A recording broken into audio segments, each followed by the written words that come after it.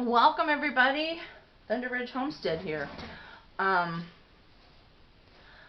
Today I was starting to do a project and then I thought, maybe I should videotape this because I think other people might be interested too. I went yesterday to Walmart grocery and they have a lot of specials on sale for the Thanksgiving holidays, and one of the things that they have on sale is celery. And if you see, it is basically, see if I can get just so you can see it. It's a green giant fresh celery, just the plain old, not organic or anything special, just plain old celery. But they had celery on sale for 48 cents for a big pack, great big pack. And as you can see here, I have bought 4 packages of celery. When you see 4 packages of celery, it's like, that's a whole lot of celery, folks. But it was $1.92. And I'm going to show you what I do when I see specials like this for things like celery. And it's a one-time buy, one-time job, and it'll last me a year approximately. So first thing I did was, obviously, before I even got the camera out, I took the celery out of the package, cut it off of the stalks, and when I cut it off of the stalks, I always cut it long, so I leave about like that kind of a stalk, because what I do, and I think you guys have probably seen other videos about this type of stuff, but these stalks are live. They're a live plant and they will actually root. So I just take the stalks and I get a little pan or a little bowl of some sort, put some water in them. You can just use like your typical Tupperware type bowl, put a little water in them, put them in there, and just put just a little bit of water in the bottom. And before too long, they will start to root at the bottom, and the little tiny plant will start to grow out of this center core. And when that happens, you strip off all of the little parts here that will not be growing, because they're just going to get waterlogged and they'll die back. Like all these little outer pieces will really just come away. You can take some of them off now if you want to, and just take them off. But that will actually make a celery plant. And a lot of times, once I get it rooted a little bit and kind of growing, I will plant it in some moist soil and keep it going and have me some more celery. So that's just kind of another bonus to this whole thing. So anyway, I have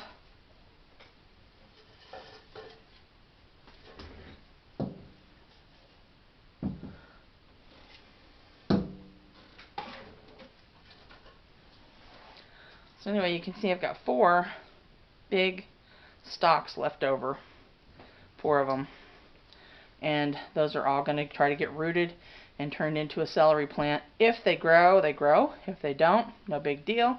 Just an added bonus to this. But you can see that's a lot of celery. So the first step is I took it off the stems and I cut it in half. And I washed it really, really good several times. And then we're going to go on to the next step in just a minute.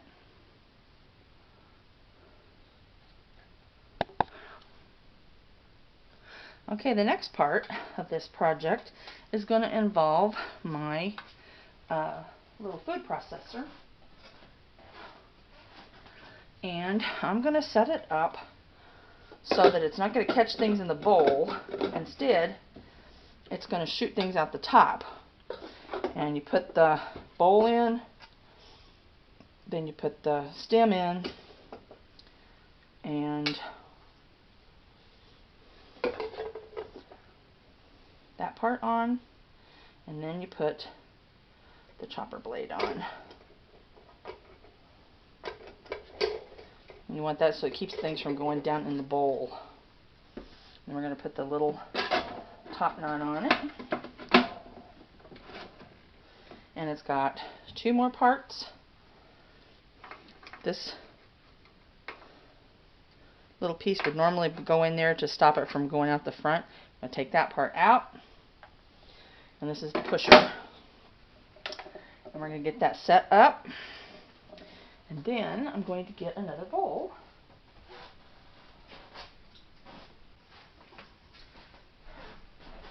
And I think I've mentioned before that a kitchen cannot have too many of these giant bowls. They just come in so handy when you're a homesteader. So,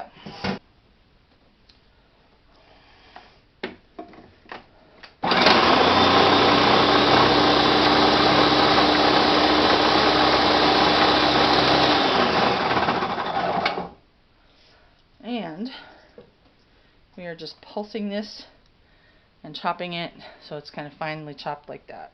It doesn't have to be just pulverized, but just pretty much chopped. So I'm going to go ahead and chop all this celery, and I'll get back with you in just a little bit.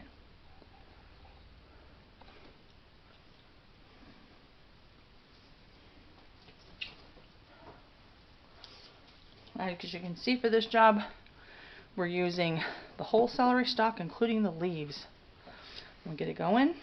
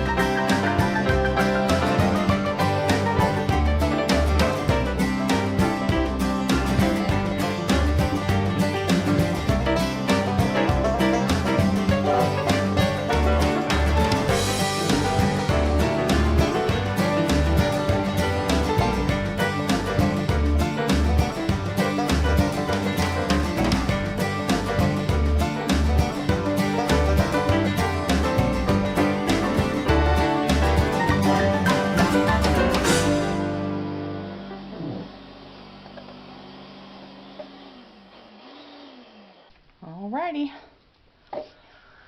That was how long it took to go through 4 packages of celery.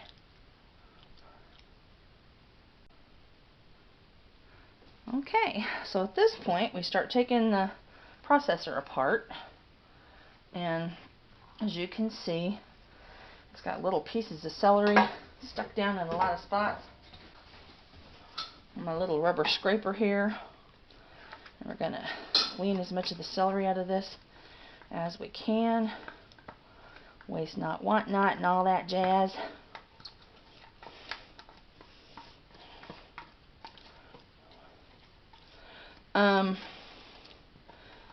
one thing about a food processor, usually I'm not much of a fan. A lot of times I just chop things by myself or by my hand because they're kind of a pain in the neck to clean, if you ask me. And so one of the things about it is when you're doing a big project like this, I feel like it's at least worth the cleaning time it takes for this food processor to get it all cleaned out. So there's the lid part, and of course the blade, and the little next piece here, and the stem. And finally you get down to this part, and that's some that just kind of goes down in the pot. Again, I'm scraping it all out of here.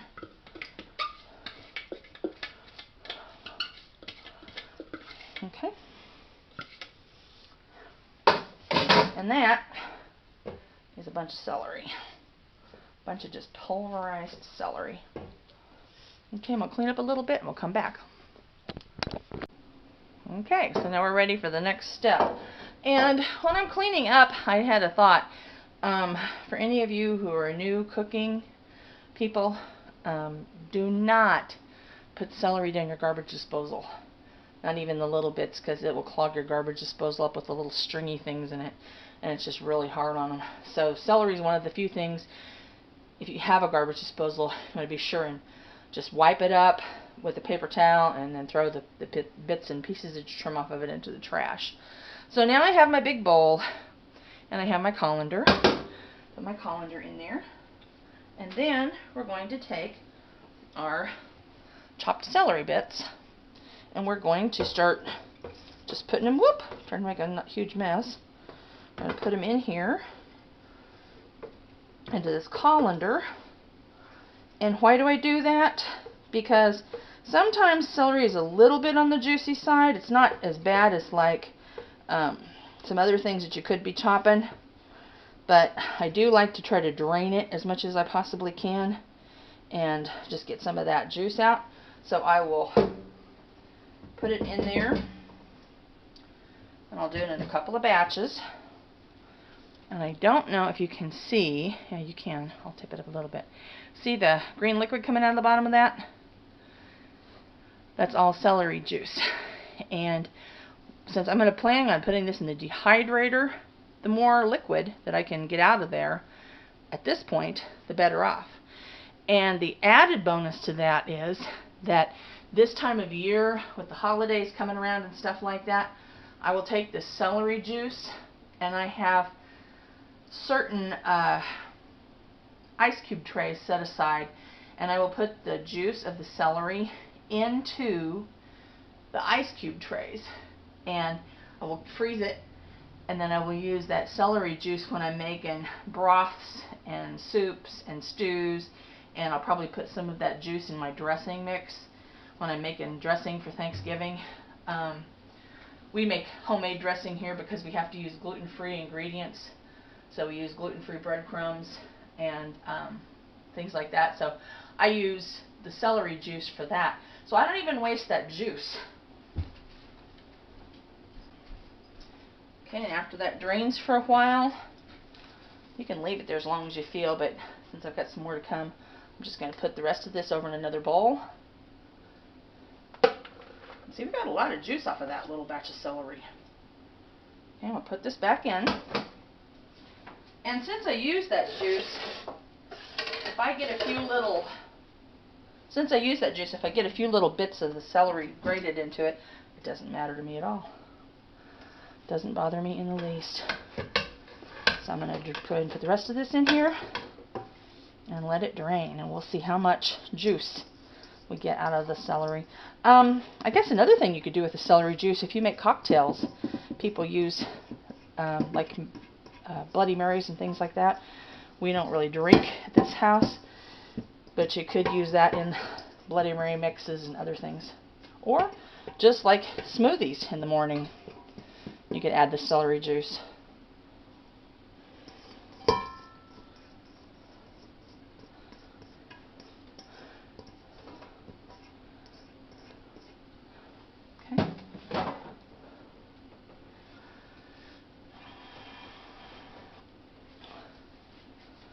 Let that continue to drain, and we'll be back in a bit. Alright, so that's been draining for a little while, and as you can see, we've got quite a bit of juice down in there from the celery. Just for fun, thought I would see how much of it we have that we've saved.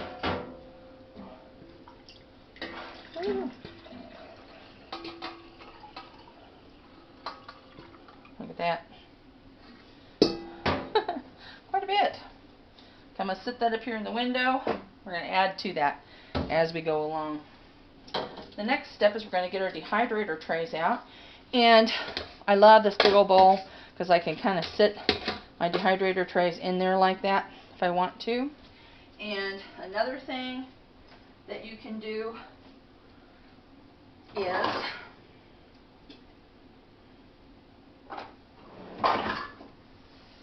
if you have a little measuring cup, I've got one that doesn't have a handle on it anymore, and I just kind of sit that on my dehydrator tray like that. And I'm also using these things called a clean screen. As you can see, mine are a little bit warped. This dehydrator has had mileage put on it, so that's the way that is. Set that in here. And I'm going to start putting all this 4 stalks of chopped celery onto my dehydrator tray. And I'm using my clean hands. Just easier for me to do that way. And you will need these screens on here for the celery, at least for the bottom row or two, because sometimes when it dries it'll fall through, and I find that if I can catch the bottom rows that I can kind of keep things cleaner and save more of my celery once it dehydrates, because it's going to powder all up and get dry. And as you can see, I'm putting on a pretty decent little coat of it here. Okay. And I'm doing this over the bowl again because, again, there still may be a little bit of juice we're catching. So that's why I'm doing it the way I do it. Okay. When I have the first tray full, I will kind of spread it out here a little bit to the edges. But you want to keep the center port clean and open for air circulation. And then we'll step on with the next tray. And got another tray. I've got another screen. And we'll just continue on with the process. Fill in our trays. If you notice, there's going to be chunks like this occasionally. Oops, forgot to put my little lid on. There's going to be chunks in there occasionally. It doesn't bother me at this point. I go through it when the celery's dehydrated and dry, and I work on stuff like that. If I see any big pieces, I can take it out. But right now, I'm just getting it on here and getting it drying. And you see, I put it, it's probably a ½ inch thick, maybe. I try not to put over thick it, but I'm not too worried about getting it a little bit thick, because celery's got a lot of moisture in it, as we've already seen, and it will dry up and settle down pretty quickly once you get it into the dehydrator. Okay. And we're just going to continue on with the process.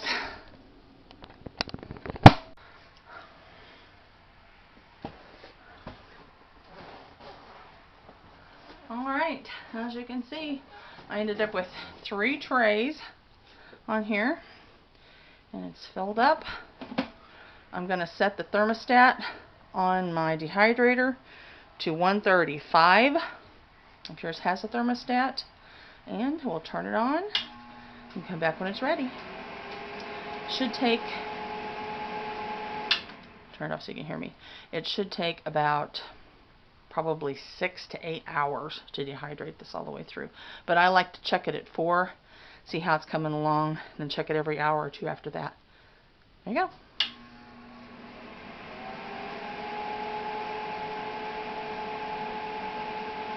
One more thing I do want to show you guys.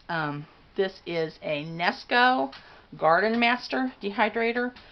I've had Nesco products for 30 years and love them. So just so you know what I'm using today.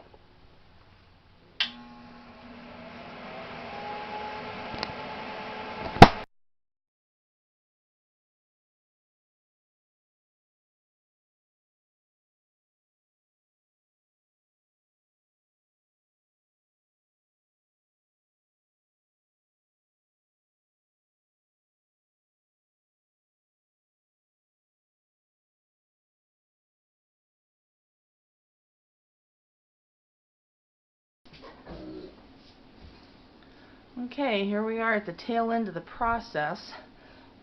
This stuff took about 5 hours, I think. Not too much longer than that. It started to get dry, as you can see how heaped up it was when I did the trays to start with, and you can see what they look like now.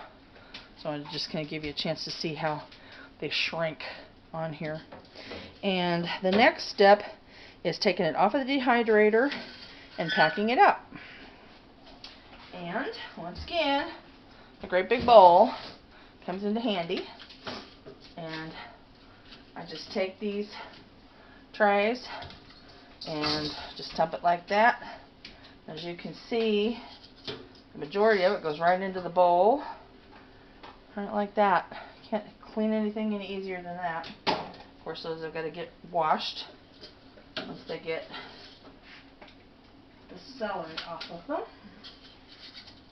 Make sure that get all the little pieces off the tray. And then that's ready to be washed and go for the next stuff that I have.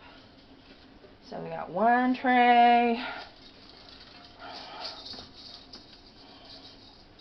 This one's got some on the bottom, as you can see. So it's kind of stuck together.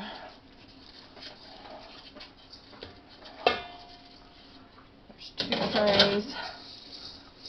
And again, these little cleanest green things are worth the investment. They really are.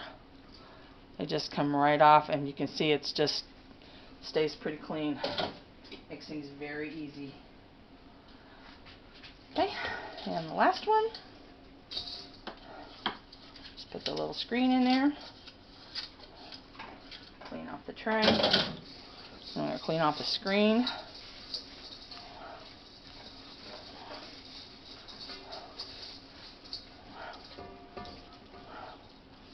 And that one is just a little teeniest bit sticky right on the very bottom. Not too bad. But as you can see, you know when it's done because it's crunchy. Listen to it. Okay, it's got that crunch to it. Okay, and what we're going to do now is I basically just crunch it up with my clean hands. And that's the time when if I feel anything that doesn't feel like it's completely dry, or if I've got some real big chunks that went through that don't seem like they're crunching up good, I pick those bits out. Like that little bit there can go. This just was a little bit on the thick side, and it didn't quite dry as well as the rest of the stuff.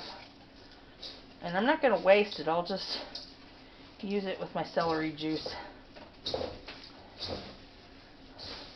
Now, possibilities for this.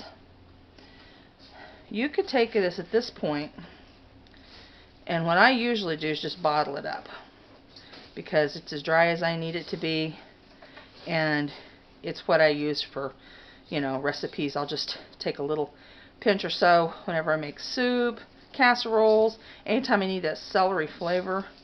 I can just do that. And I don't have a you know, the recipe always calls for like a rib or two of celery, and then all the rest of it just sits in the refrigerator and gets all floppy and gross and weird, and you never use it.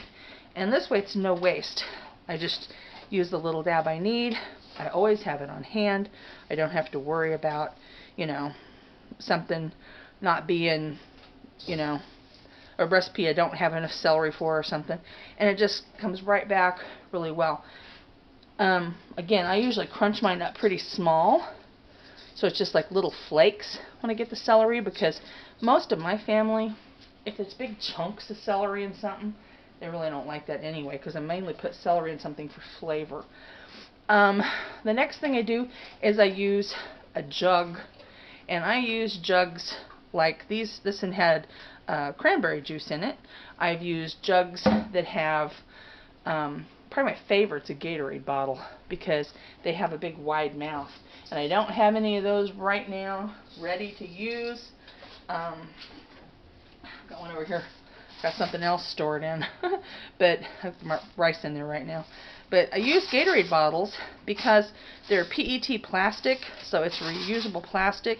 They're usually really easy to wash and clean because they've got a big mouth in them, and I just use a bottle brush on them, scrub them out really good, make sure they're really good and clean, and then when we get done, we just take our product and just put it right in the hole like that and bottle it up. And you can see this jug's going to hold a lot, and yeah, it takes me a minute to do it this way, but I'll survive it.